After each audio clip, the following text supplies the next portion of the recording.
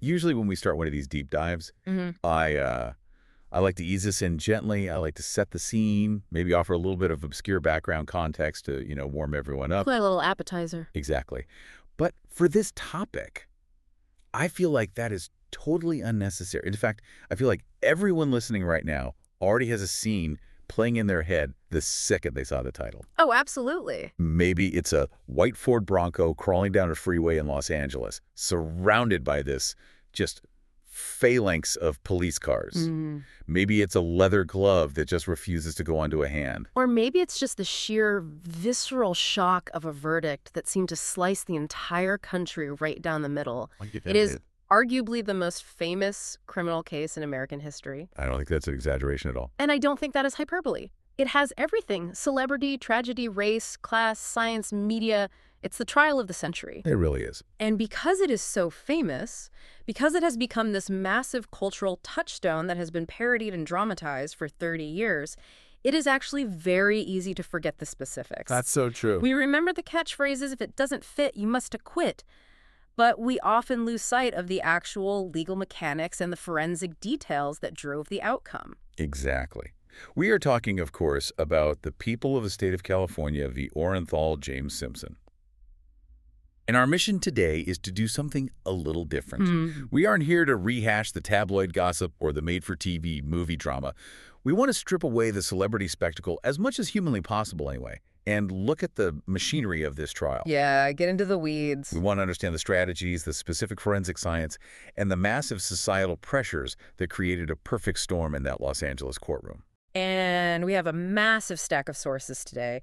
We are looking at court transcripts, contemporary reporting from 1994 and 1995, deep dive analyses of the legal teams, books written by the participants, and even statistical breakdowns of the DNA evidence that are frankly mind-boggling. I can't wait to get to the DNA. We are going to explore how a prosecution team armed with what they called a mountain of evidence went up against a dream team of defense attorneys, and how that collision resulted in an acquittal that shocked the world. So let's start with the event itself. We need to ground ourselves in the timeline. It's June 12th, 1994. June 12th. It is Sunday. We're in the Brentwood area of Los Angeles, specifically at 875 South Bundy Drive. Nicole Brown Simpson's condo. This is the condominium of Nicole Brown Simpson, O.J. Simpson's ex-wife. It's an affluent, quiet neighborhood, but late that evening, the scene is just horrific. Yeah. Nicole Brown Simpson and her friend Ron Goldman, who was just there doing a favor, returning a pair of glasses Nicole's mother had left at a restaurant, are found stabbed to death outside her condo. And we should be clear about the brutality here. This wasn't a robbery gone wrong where someone panicked. This was personal. This was rage. It was extremely personal. Yeah. The violence was excessive. And almost immediately, the focus turns to O.J. Simpson. Now, we have to contextualize who O.J. Simpson was in 1994, because it's easy to forget. Absolutely. He wasn't just a former athlete. He was a cultural icon. He was the juice. He was a Heisman Trophy winner, an NFL record smasher who ran for 2,000 yards in a season. Right. He was a movie star in the Naked Gun films. He was the friendly face of Hertz rental cars running through airports. He was one of the most beloved and recognizable figures in America. Which makes the events of the next few days so incredibly surreal, because he becomes the prime suspect. And before we even get to the courtroom arguments, we have to talk about the arrest. Or rather, the non-arrest. Right. June 17th, 1994. Simpson has been charged with 2 counts of first-degree murder with special circumstances. His lawyers have arranged for him to turn himself into the LAPD at 11:00 a.m. And everyone's waiting. The police are waiting. The media is waiting.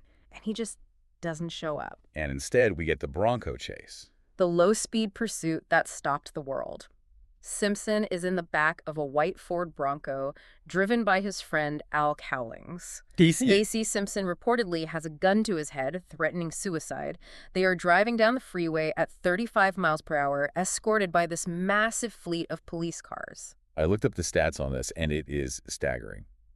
95 million people watched that chase live. 95 million. It interrupted the NBA Finals. Yeah. NBC actually cut away from a game between the Knicks and the Rockets to show a car driving down a freeway. It was a singular moment. Domino's Pizza reported record sales because nobody was cooking dinner. They were glued to the TV. Wow. Water usage dropped because people were holding it rather than going to the bathroom. No way. But more importantly for our deep dive, it set the tone for the legal battle. It established the central spectacle. This wasn't just a murder trial. It was a national event. You had Camp OJ springing up outside the courthouse. The trial was televised for 134 days. So let's get into the courtroom.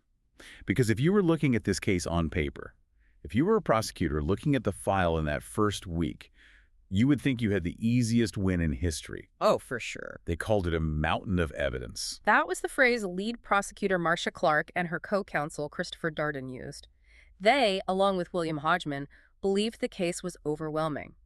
Their strategy was to prove two things: motive and opportunity backed by irrefutable science. Okay. They wanted to show that Simpson had a reason to do it, the window to do it, and that he left his signature all over the crime scene in the form of DNA. So let's unpack the motive first. Yeah. The prosecution argued this was a classic, albeit tragic, case of domestic violence escalating to murder. Correct. And this was a strategic choice. They argued that the murder wasn't a random act of violence, but the final act of control. The final act of control, that's powerful. They painted a picture of a long, volatile history of abuse. They wanted the jury to see the murder as the inevitable conclusion to a cycle of battering. And they had the evidence to back that up. I mean, it wasn't just hearsay. No, they had hard documentation. There was the 1989 New Year's Eve incident where Simpson actually pleaded no contest to spousal abuse. They had pictures from that, right? Yes. The prosecution showed the jury photos of a beaten, bruised Nicole from that time. They were hard to look at. And the audio, the 911 calls. Those tapes are haunting. They played them for the jury. You can hear the sheer terror in Nicole Brown Simpson's voice. In one call from 1993, she's crying, saying, "He's back, he's going to kill me." And you could hear him in the background. You can hear Simpson screaming in the background. It's visceral. The prosecution also called witnesses, like Nicole's sister, Denise Brown. She testified to seeing Simpson physically abuse Nicole, picking her up and throwing her out of their house. So it seems like a very strong foundation for a motive. It establishes a clear pattern. It does. But here is where the legal strategy takes a weird turn. The prosecution actually dropped the domestic violence portion of their case mid-trial. They spent weeks building it and then just abandoned it. Right. Why? This is a perfect example of how jury selection and psychology played a massive role in this trial. It essentially came down to the reaction of the jury, and specifically a dismissed juror named Jeanette Harris. Jeanette Harris. She was dismissed in April 1995, right? Yes, she was dismissed for failing to disclose an incident of domestic abuse in her own past during the jury selection process. That was the official reason. Okay. But after she was dismissed, she gave an interview to the press that absolutely terrified the prosecution team. What did she say? She essentially said that the domestic violence evidence was a waste of time. A waste of time. That was her phrase. She said that just because Simpson might have slapped or hit his wife in the past, it didn't mean he was a murderer. She separated the abuse from the killing entirely. That must have been a bucket of cold water for Marcia Clark. It was a panic moment. They realized that the jury, which included several women, might not be interpreting the abuse evidence the way the prosecution intended. They worried it was actually alienating the jury, making them feel like the prosecution was just trying to dirty Simpson's name because they didn't have enough proof of the murder itself. No, he just dropped it. They pivoted. Marcia Clark stated publicly that they were dropping the rest of the domestic violence witnesses because the DNA evidence was insurmountable, but Christopher Darden later confirmed it was really because they felt the domestic violence angle wasn't landing. Okay, so they pivot to the hard science, the DNA. And when you look at the list of DNA matches, insurmountable feels like the right word. It is staggering. We are talking about 108 exhibits of DNA evidence. And remember, in 1995, DNA profiling was the gold standard. It was math. It wasn't opinion. Let's run through the blood trail. I want to visualize this because it is crucial to understanding why the prosecution felt so confident. Okay, let's walk through it. First, you have the crime scene at Bundy. There were blood drops found to the left of the bloody shoe prints, leading away from the bodies. A trail leading the way. A trail leading away. The prosecution's experts testified that the DNA in those drops matched O.J. Simpson. And the error rate on that match, what are we talking about? 1 in 9.7 billion. Okay, 1 in 9.7 billion. That is basically a statistical certainty. There aren't 9.7 billion people on Earth. Exactly. Then let's move to the vehicle. Inside Simpson's Ford Bronco, they found traces of blood on the console and the door. They tested it and found a mixture. A mixture of DNA. It contained DNA from Simpson, Nicole Brown, and Ron Goldman, all three. The probability of error for that mixture, 1 in 21 billion. 21 billion. It's hard to even wrap your head around that number. And it continues. There's blood on the back gate at Nicole's condo matching Simpson. That was a 1 in 200 probability, which is lower due to degradation, but still significant. Still pretty damning. Then you go to Simpson's estate on Rockingham. They find blood drops in his driveway, leading from where the Bronco was parked to the front door. Those match Simpson. And the socks. This is a big one. The bloody sock. The bloody socks found in Simpson's bedroom at the foot of his bed. They had Nicole Brown Simpson's DNA on them. The probability, 1 in 6.8 billion. So you have his blood at the murder scene, the victim's blood in his car, and the victim's blood in his bedroom. Yeah. It wasn't just blood, though. They had hair and fibers, right? Right. They found a blue knit cap at the crime scene. The cap, yes. It contained hair as consistent with Simpson and fibers from the carpet of the Ford Bronco. So linking him, the car, and the scene. Precisely. They found a glove at the crime scene, the left-hand glove, and a matching right-hand glove at Simpson's estate. The infamous gloves. Both gloves had fibers consistent with the victim's clothing, Simpson's clothing, and even fur from Nicole's Akita dog. And the shoes. We have to talk about the shoes because this became such a huge point of contention. The Bruno Magli shoes, size 12. These were rare, expensive Italian shoes sold at Bloomingdale's. And Simpson denied owning them. He was very clear on that. He was adamant. In a deposition, he called them ugly-ass shoes and said he would never wear them. But the prosecution had an FBI expert, William Bodziak, who was a master of footprint analysis. Okay. He testified that the bloody prints at the scene were absolutely made by size 12 Bruno Magli Lorenzo model shoes. The sole pattern was unique. So it was a specific model. A very specific, rare model. And while they couldn't produce the actual physical shoes or a receipt at the criminal trial, a Bloomingdale's clerk remembered showing them to Simpson. So you have motive, you have the forensic evidence. Now let's quickly look at opportunity, the timeline. The timeline was incredibly tight. The coroner estimated the time of death between 10:30 p.m. and 10:30 p.m. Okay. Simpson was last seen by his house guest, Cato Kalin, at roughly 9:36 p.m. when they went to get McDonald's. He reappears at 10:54 p.m. to meet his limo driver, Alan Park, to go to the airport for a flight to Chicago. So there is a gap, a window. A 78-minute gap. The prosecution argued that 78 minutes was exactly enough time for him to drive to Bundy, commit the murders, drive back, clean up, and get in the limo. Simpson had no alibi for that specific window. So if you are a listener sitting here hearing 1 in 21 billion and 78-minute gap, you are probably thinking, how on earth do you defend against that? Well, that brings us to the dream team. The defense team. This wasn't just a lawyer, it was a battalion. You had Robert Shapiro, the initial lead. Right. Johnnie Cochran, the charismatic trial lawyer who took over. F. Lee Bailey, the legendary cross-examiner. Alan Dershowitz, the appellate genius. Barry Scheck and Peter Neufeld, the DNA experts. And Robert Kardashian. Estimates say the defense cost Simpson between $3 and $6 million. And their strategy was brilliant in its simplicity and its total destruction of the prosecution's narrative. They didn't just argue innocence? No. They didn't just try to argue Simpson was innocent. They put the LAPD on trial. They had a mantra for the evidence, didn't they? A 3-word phrase. Contaminated, compromised, and ultimately corrupted. Let's break that down, because those 3 words are the key to the acquittal. Right. They attacked on 3 fronts. First, incompetence. That's the contaminated and compromised part. They argued the evidence was mishandled so badly that the DNA results were meaningless. Okay, incompetence. Second, conspiracy. That's the corrupted part. They argued evidence was planted.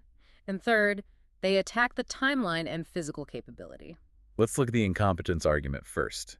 This is where Barry Scheck really shines. Barry Scheck and Peter Neufeld were crucial. In 1995, most lawyers didn't understand DNA. It was new, but Scheck did. His cross-examination of the criminalist Dennis Fung is legendary in legal circles. That went on for days, didn't it? It lasted 8 days. What did he find? Because usually cross-examination is about poking small holes. This seemed like he blew up the foundation. He got Fung to admit to a series of errors that made the mountain of evidence look like a pile of garbage. For example, he got Fung to admit that he and his assistant, Andrea Mazzola, didn't change gloves between handling different pieces of evidence. So cross-contamination, that's forensics 101. Exactly. If you touch a blood drop that is definitely Simpson's, and then you touch the gate without changing gloves, you could transfer the DNA. But it got more technical. Mm-hmm. They admitted to packaging blood-soaked evidence swatches in plastic bags instead of paper bags. Now, for the non-scientists listening, why does the bag matter? That sounds like a small detail. It's a huge deal in forensics. Paper breathes, plastic traps moisture. If you put wet blood in a plastic bag, especially on a hot day, it creates a greenhouse effect. Oh. Moisture promotes bacterial growth. Bacteria degrades DNA. Cech argued that by putting the swatches in plastic, they allowed bacteria to eat the DNA, rendering the test results unreliable. And didn't they leave the evidence in a van? I seem to remember this. Yes. They admitted to leaving the evidence in an unrefrigerated police can for 7 hours on a hot June day in Los Angeles. So the argument is you cooked the DNA. Exactly. Cech argued that this degradation made the samples unreliable. He wasn't necessarily saying it's not his blood. He was saying, you messed up the test protocol so badly that we can't trust the result. He created reasonable doubt about the science itself. But the defense went darker than just, oops, the police are sloppy. Much darker. They went to, the police did this on purpose. The conspiracy theory. This is the corrupted part. They argued that officers, specifically detectives Philip Van Adder and Mark Fuhrman, planted blood to frame Simpson. This brings us to the EDTA controversy. This was a huge technical point in the trial that I think confused a lot of people at the time. Can you break it down simply for us? Sure. The defense ran their own tests and found that 2 of the blood samples, the one on the back gate and the one on the socks, contained EDTA. Okay. Now, EDTA is a chemical preservative and anticoagulant. It is not found naturally in the human body in high concentrations, but it is found in the purple top test tubes police use to store reference blood samples drawn from suspects. So if the blood at the scene has a preservative in it... The implication is devastating. It suggests that the blood on the gate came from a test tube, not from a bleeding human body. It suggests someone took blood from Simpson's reference file and smeared it on the gate to frame him. That is a bombshell accusation. How did the prosecution respond to that? They fought back hard. They called an FBI agent, Raja Martz, to testify.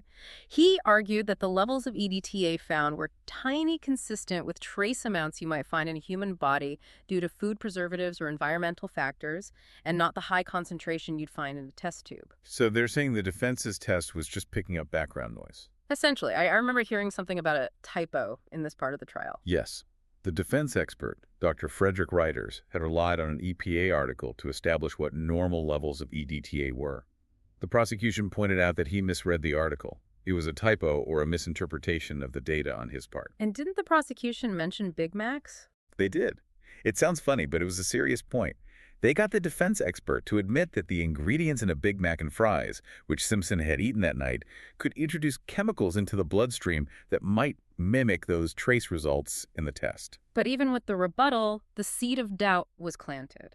If there's even a chance the blood came from a tube, you have to acquit. Right. And the defense also pointed out opportunities for planting evidence. It wasn't just, a vague theory. Right. This is where Detective Van Adder comes in. He had Simpson's blood reference vial, the one with the EDTA. The vial itself. The vial itself. Protocol says you book that into evidence at the station immediately.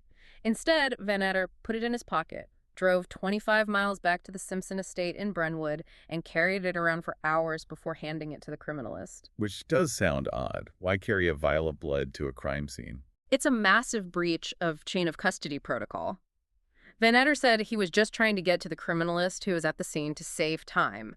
But the defense argued it gave him a window of time, an opportunity to sprinkle that blood on the socks or the gate. They called him the man who carried the blood. Okay, so we have the forensic attack, but they also had a simple alibi defense based on ice cream. This is my favorite detail of the trial. The ice cream alibi.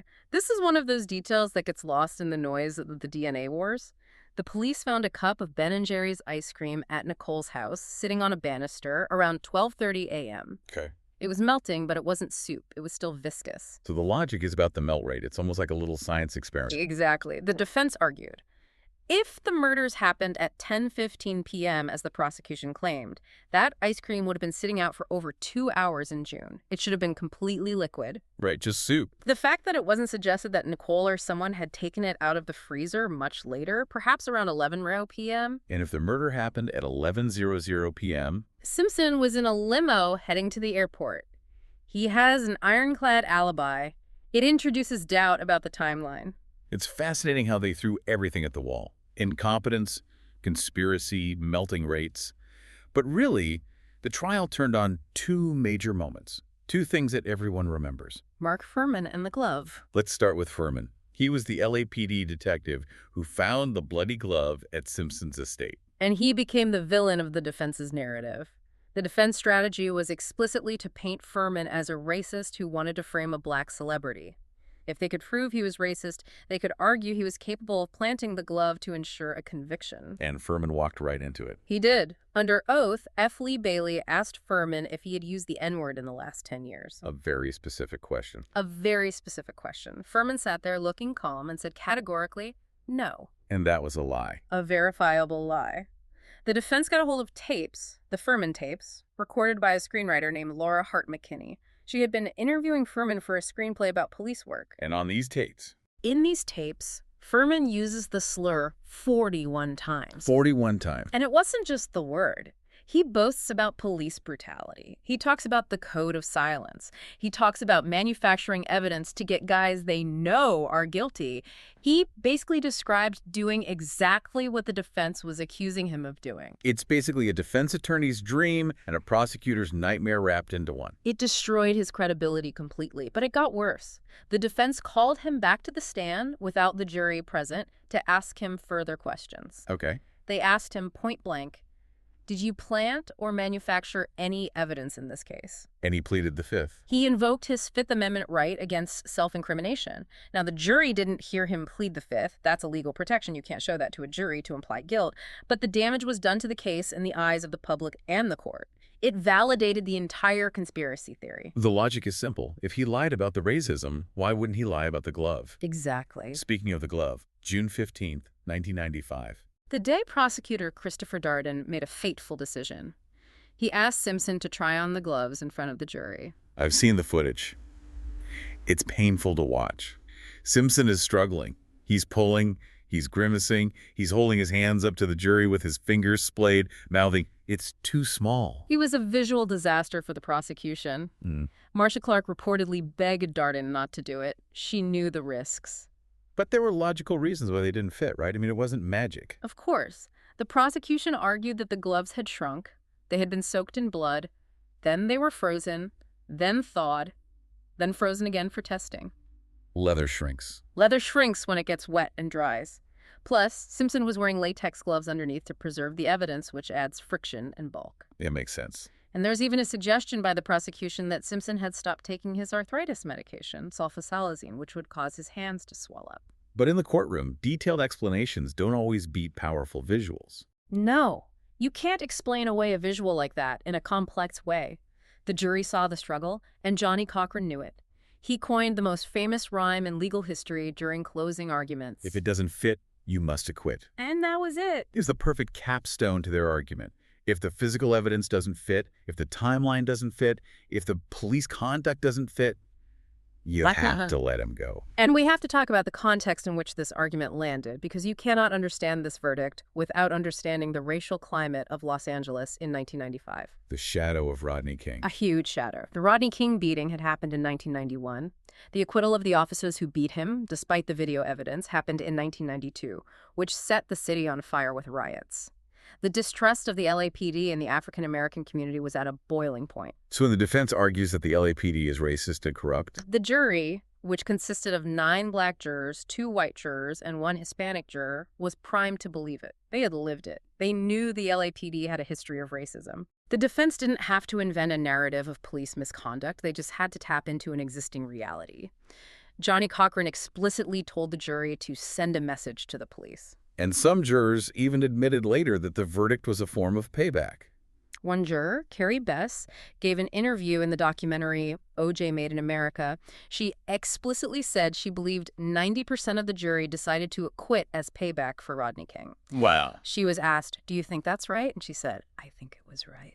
So we get to the verdict, October 3, 1995. The deliberation was shockingly short. 4 hours. For a trial that lasted 8 months, with mountains of evidence, hundreds of witnesses, and thousands of pages of transcripts, 4 hours is essentially a statement that they didn't need to debate. Not guilty on both counts. And the reaction was immediate and polarized. We call it the racial gap. You can see it in the footage of crowds watching the verdict on giant screens. The majority of Black Americans cheered, feeling that the system had finally worked for them, or at least failed to frame one of them. The majority of white Americans were stunned, horrified, and believed a murderer had walked free. I remember reading about the juror who gave the Black Power salute to Simpson after the verdict. Lionel Cryer, yes. As the jury was dismissed, he raised his fist. It symbolized that for many, this wasn't just about a murder. It was a civil rights victory against a corrupt police force. And the country basically stopped. Economic productivity dropped by an estimated $480 million because everyone was watching TV. Long-distance call volume dropped 58%. Trading on the New York Stock Exchange dropped 41%. It was a singular moment of national attention that we might never see again. So Simpson walks free. He goes home to Rockingham. But the story doesn't end there. Not even close. 2 years later, he's back in court, the civil trial. And this time, the result is completely different. In 1997, the families of Nicole Brown and Ron Goldman sued him for wrongful death. God. A civil jury finds him liable, and he's ordered to pay $33.5 million. This is the part that confuses people. Why does he lose this one if he won the first one? Was the evidence different? It was a combination of things. First, the standard of proof. In a criminal trial, you need proof beyond a reasonable doubt. That's a very high bar, let's say 99% certainty. Okay, near certainty. In a civil trial, it's preponderance of the evidence, basically. Is it more likely than not? 51%. So the bar was much lower. Okay, that makes sense. A much easier hurdle to clear. Second, Simpson testified. In the criminal trial, he exercised his Fifth Amendment right to remain silent. Right. In the civil trial, he had to take the stand because it's a civil matter. He was grilled by the plaintiff's lawyer, Daniel Petruccelli, and he didn't perform well. He was evasive. And there was new evidence. Yeah. Crucial new evidence. Crucial new evidence regarding those shoes. Remember the Bruno Magli shoes he denied owning? The ugly-ass shoes. In the civil trial, the plaintiffs produced 31 photos of Simpson wearing those exact shoes. 31. One of them was from a football game months before the murder. It proved he lied about the shoes. And if he lied about the shoes, the jury inferred he lied about everything else. And Nicole's diary. That was admitted too. It detailed the abuse and her state of mind, which helped establish the motive that the criminal prosecution had abandoned. So he's found liable. He basically goes bankrupt, paying the judgment or avoiding paying it. And then, years later, we get the bizarre saga of the book. Oh, the book. If I Did It. This is one of the strangest chapters in publishing history. In 2006, a book was announced where Simpson would describe, hypothetically, how he would have committed the murder. Hypothetically. Yes. But the public outrage was massive. The project was canceled by the original publisher, but then the Goldman family went to court. And what was their argument? They argued that the rights to the book should be considered an asset to pay off the civil judgment Simpson owed them. And they won the rights. They did. They took the manuscript and released it, but they changed the title to If I Did It, Confessions of the Killer. That's incredible. And they designed the cover in a very specific way. The word if is printed in tiny text inside the letter I. So if you look at the book from a distance, it just reads, I Did It, Confessions of the Killer. Talk about seizing the narrative. It was a way for the family to get some semblance of justice.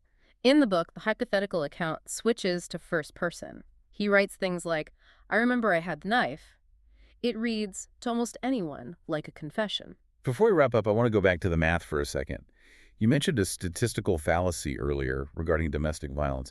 This seems like a really important takeaway for our listeners who love logic. It's known as the Bayesian error, or the prosecutor's fallacy, though in this case, it was the defense using it.